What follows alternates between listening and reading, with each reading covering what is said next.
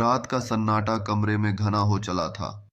नीला अपने दादी के पुराने मकान में आई थी, जहां एक पुराना दर्पण उसकी नजरों में बार बार थम जाता था।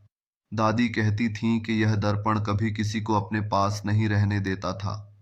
नीला ने इसे महज एक बूढ़ी औरत की कल्पना माना, लेकिन उस रात कुछ अलग था। उसने देखा कि दर्पण के भीतर कुछ हलचल हो रही थी।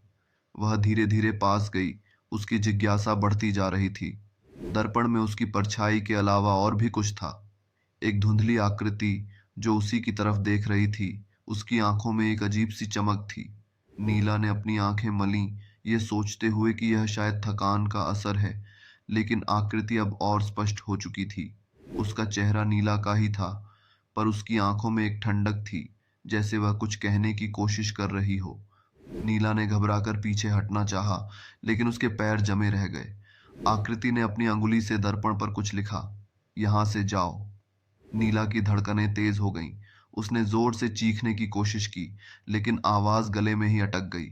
अचानक आकृति के चेहरे पर एक भयानक हंसी फैल गई और दर्पण के भीतर से हाथ निकल आया। नीला के चीखने की आवाज अब पूरे घर में गूंज रही थी, लेकिन कोई नहीं था जो उसे सुन सके।